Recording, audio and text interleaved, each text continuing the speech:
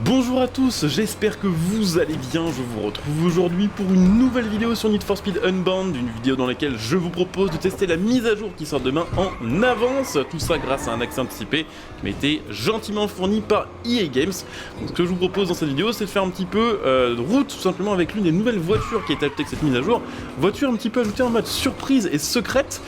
Cette voiture, c'est la Mercedes Maybach S680, et là j'avoue que je comprends pas trop la stratégie d'EA Games parce que dans leur trailer, ils ont montré deux nouveaux véhicules qui sont en fait tout simplement des voitures modifiées déjà présentes sur le jeu, la Emira et la 240Z, alors que cette voiture-là est clairement une exclusivité, on l'a sur aucun autre jeu, on a d'ailleurs pas grand chose qui s'en rapproche, ni sur un Forza Horizon, ni sur un The Crew, il n'y a pas vraiment non plus de nouvelles Mercedes récentes sur ces jeux-là, et j'avoue que je comprends pas pourquoi ils ont pas mis plus cette voiture en avant, parce qu'elle est ultra classe, et parce que pour le coup, vu qu'en plus c'est un modèle ajouté gratuitement sur le jeu, bah c'est juste le plus gros point positif de la mise à jour pour moi.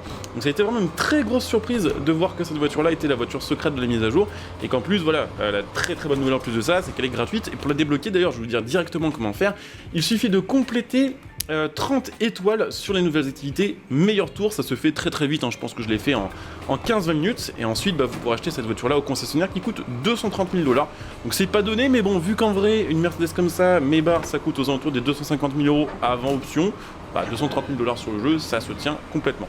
Donc ce que je vous propose dans cette vidéo, c'est simplement de vous présenter un petit peu cette voiture, la tester un petit peu, ensuite voir c'est des customisations, les améliorations, et puis voir éventuellement ce que ça peut valoir en course. Mais pour moi, vraiment un super ajout, ça fait des années, voilà, pour ceux qui me suivent, vous le savez déjà, que j'attends que sur un Forza Horizon, un The Crew, un Need for Speed, nous remettent des grosses Mercedes comme à l'ancienne, notamment sur Forza Horizon, où il y a très longtemps, on avait une S AMG à l'époque de Forza Horizon 1.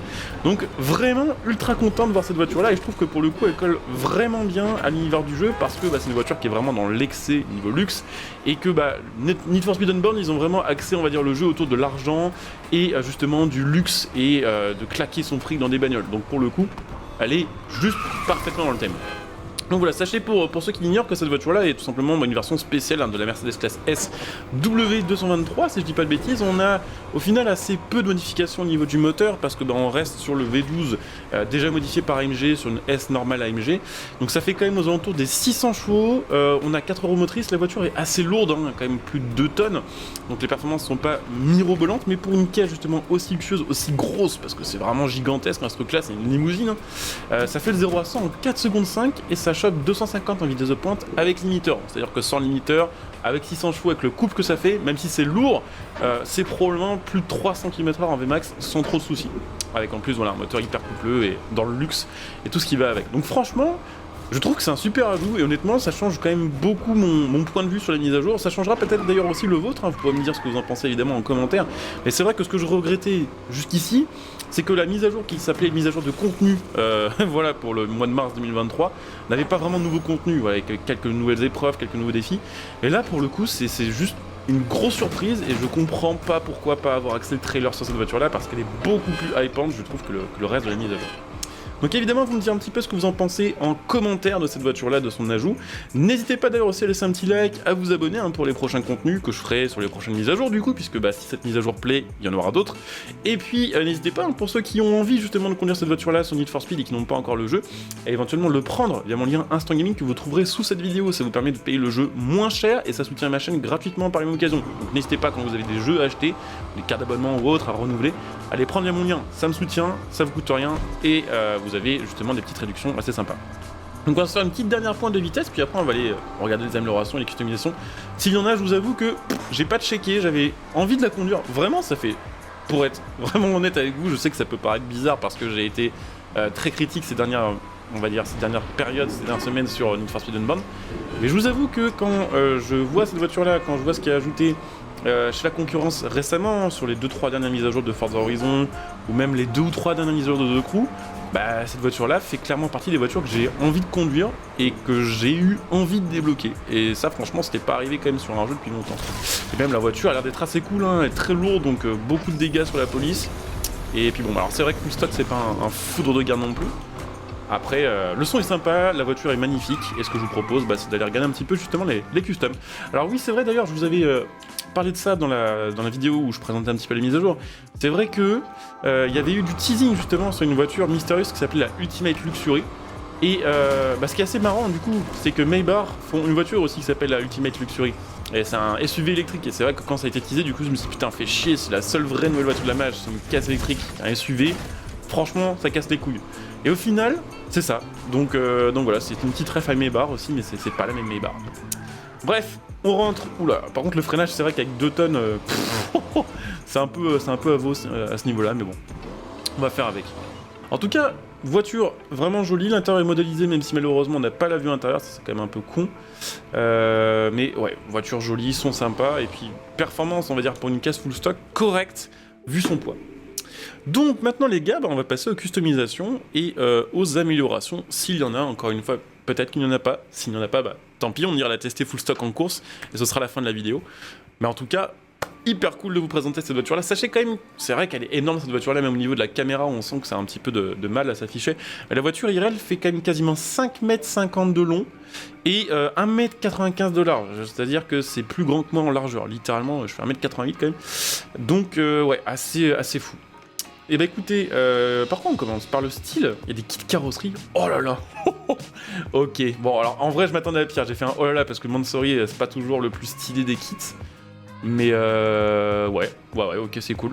Après, je pense qu'on va essayer de faire les pièces, on va dire, changer une par une pour regarder un petit peu ce qui est dispo, mais ça fait plaisir. Alors, il y aura des kits Mercedes aussi, des petits bonus, ça c'est cool. Ah oui, avec le logo Maybach sur le capot.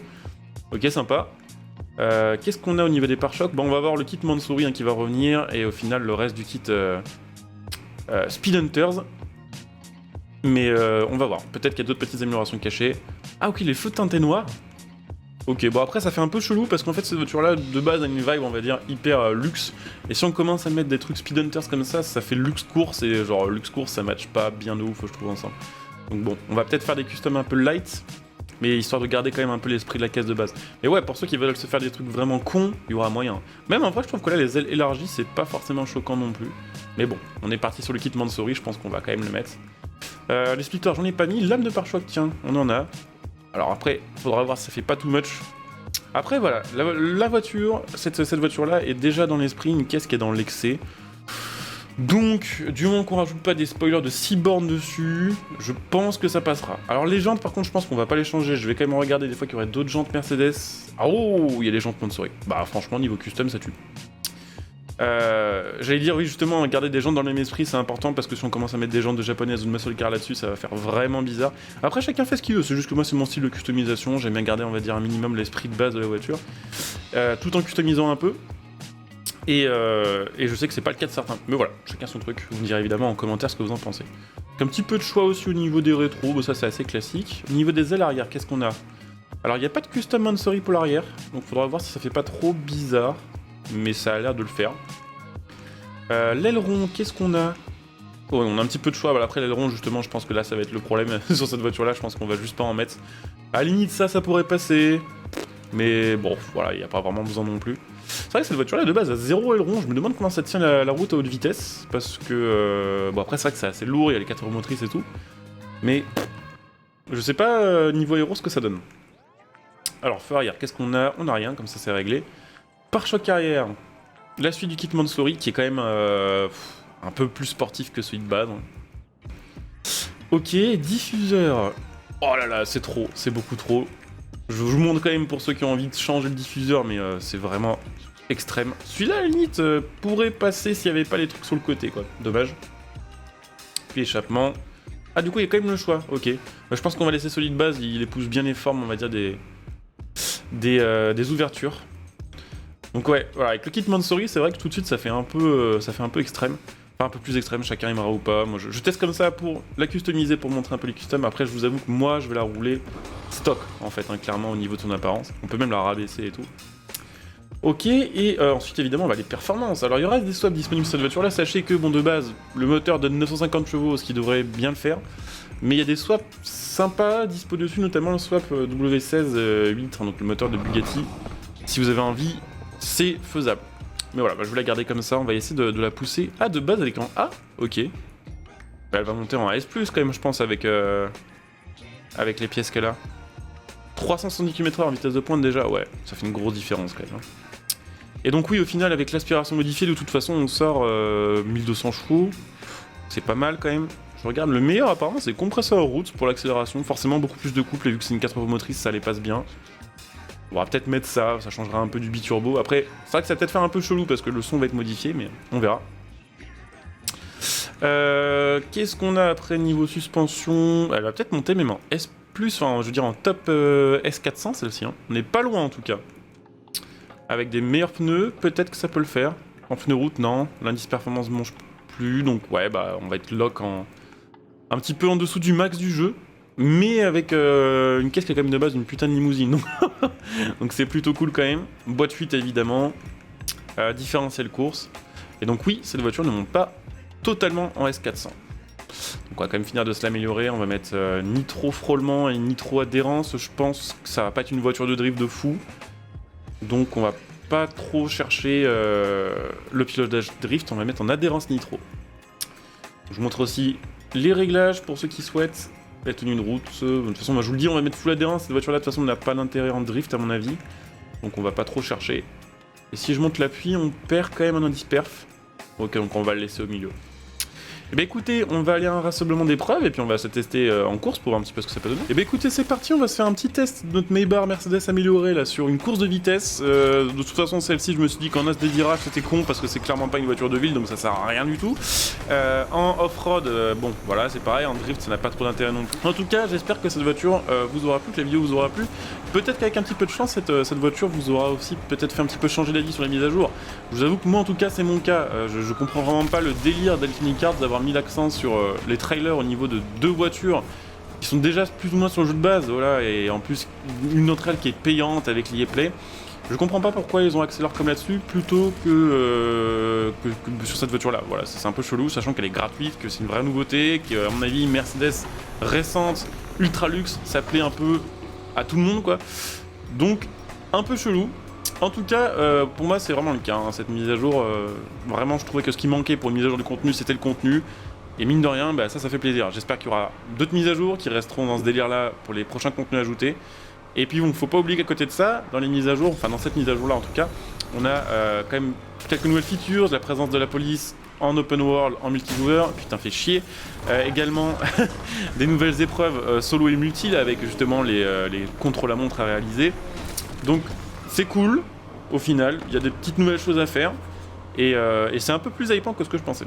En tout cas, voilà, vous me direz un petit peu ce que vous en pensez en commentaire. Et puis, bon, voilà, si la vidéo vous a plu, comme d'hab, les gars, pensez à soutenir la chaîne par tous les moyens qui existent. Hein, les moyens gratuits, évidemment. Comme je vous le disais tout à l'heure, les likes, tout ça, ça compte vraiment énormément.